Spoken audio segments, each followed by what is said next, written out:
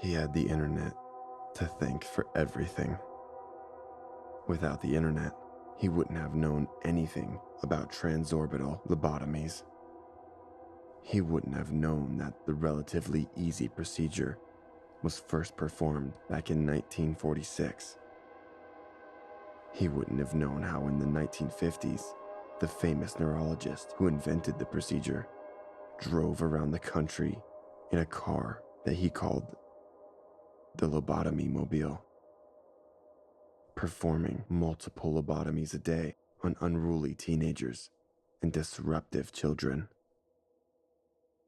But most importantly of all, he wouldn't have known how a transorbital lobotomy could be easily performed using only an ice pick and a hammer. It was a splendid summer afternoon. The sky, a deep blue, and the air filled with the sound of chirping birds as Stephen Davis strolled through the bustling streets of Old Town Eureka. A bundle of fresh-cut flowers for his wife clutched in his fist, and a newspaper tucked under his arm. He couldn't imagine ever being happier. Everything was looking up. Those dark, lonely days of old, when he was so sad and alone, were long gone. And he walked with a bounce to his step and a smile plastered across his face.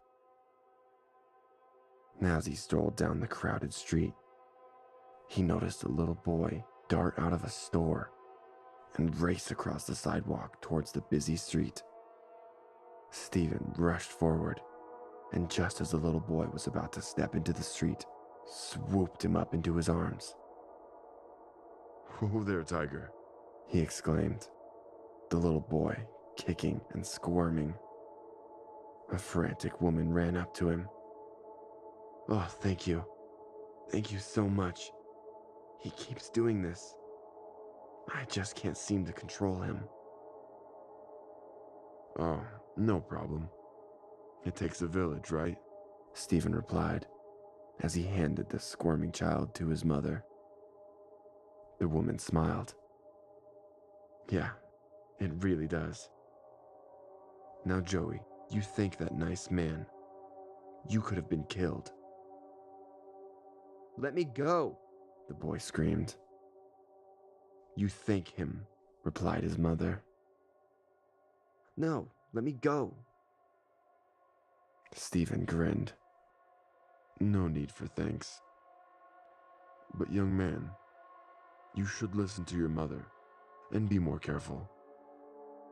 The kid continued to squirm in his mother's arms. "Let me go!" The exasperated woman clutched the child tighter. "You are in so much trouble when we get home, Buster." She turned to Stephen, a tired look on her face. "Thanks again. I really do mean it." "I'm just glad I was there to help." Stephen smiled and chuckled, giving a little wave as the woman walked off with the struggling child in her arms. As he swung open the door to his dingy little apartment, Stephen whistled a happy tune. "Honey," he cried, "I'm home, and I brought you flowers. Orange zinnias, just like you like." His wife sat on a tattered sofa, staring at the little television in the corner, a blank look in her glazed eyes. Lipstick smeared crudely across her face, a long string of drool hanging off her chin. Stephen went to the kitchen, retrieved a chipped blue vase from the busted-up cupboard. He filled it with water, then gently pressed the stems of the zinnias into it.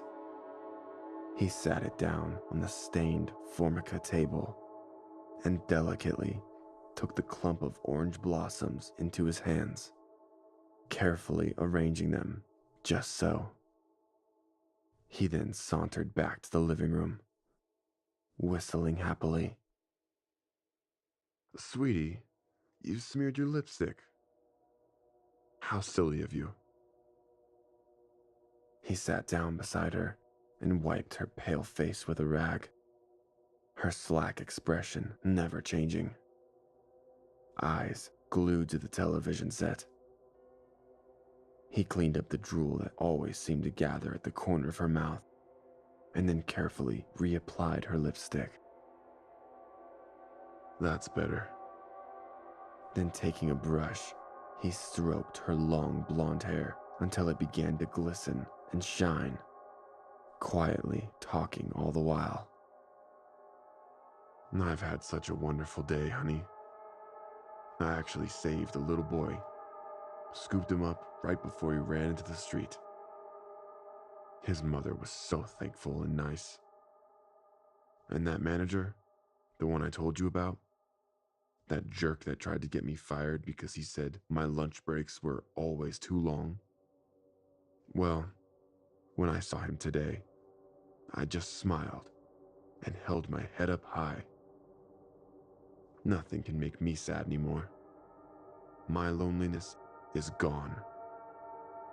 You've made me a new man, my sweet, beautiful wife. She wasn't really his wife, of course.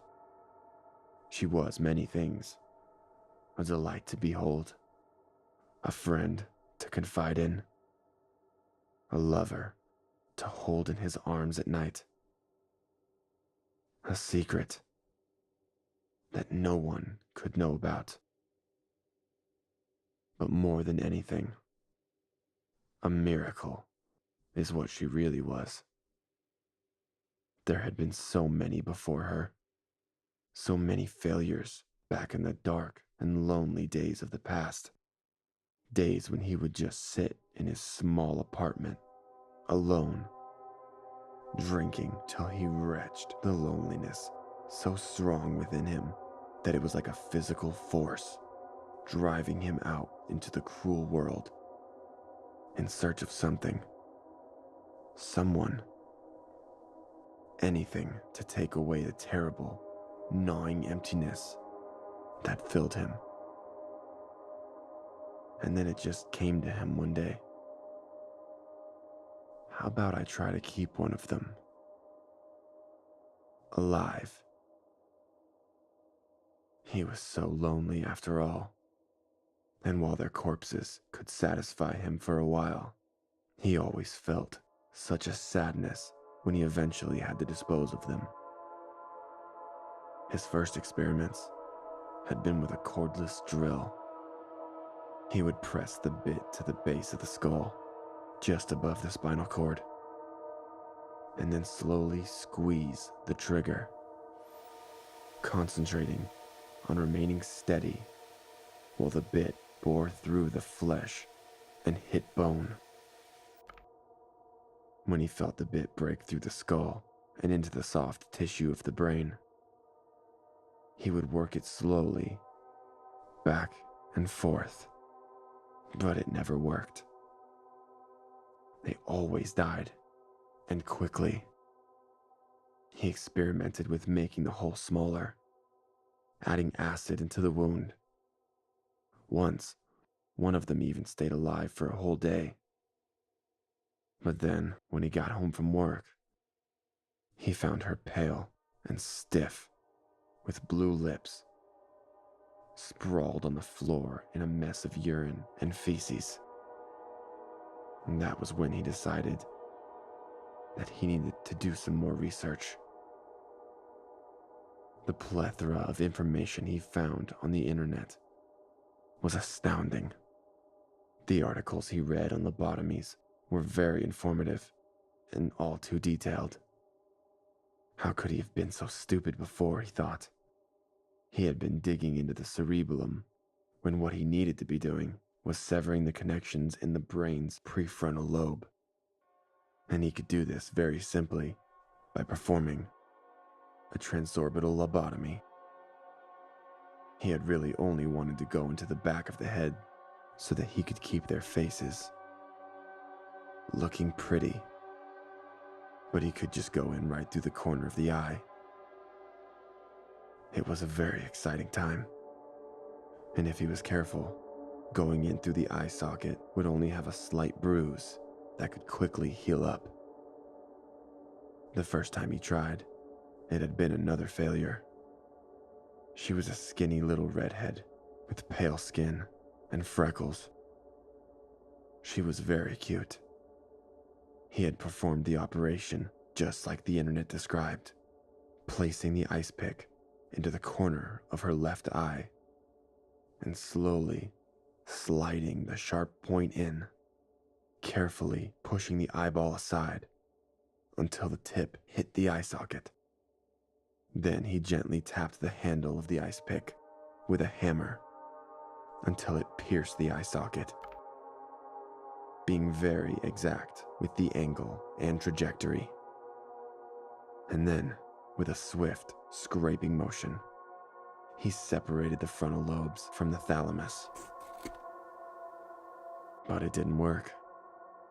When she awoke, she seemed dazed and couldn't speak right. She still maintained too many of her senses and basic motor functions for his liking. When he approached her, she started screaming and attempting to hit him. He wanted to try again, but felt that old rage building up inside him. That terrible rage, born of loneliness. And so he beat her head in with a crowbar. Some calm part deep inside himself, watching, as if from a distance, as blood and bone showered up onto his face. It was a real shame. She had been so cute before he put that nasty crater into her face. He had tried to look into the fractured skull, examine her brain, see the pattern of marks the lobotomy had caused. But it was just a mess of mangled gray matter, flecked with shattered skull. He still kept her around for a couple of days, though. And it was very strange waking up in the morning with this faceless creature beside him. A bit unnerving, really. But it had staved off the loneliness, at least for a short time.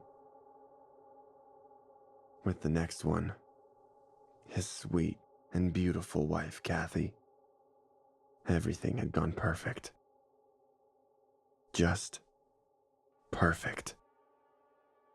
He looked at her and smiled. He was so lucky. Blessed, really. Do you mind if I change the channel, sweetie? He asked, putting down the hairbrush and flicking the remote. Oh, look. American Idol. Your favorite, He exclaimed. She gurgled quietly, a new line of drool forming at the corner of her mouth. He went back to the kitchen and put a pot on the stove, dumped a can of soup into it, and while it heated, began pleasantly humming to himself.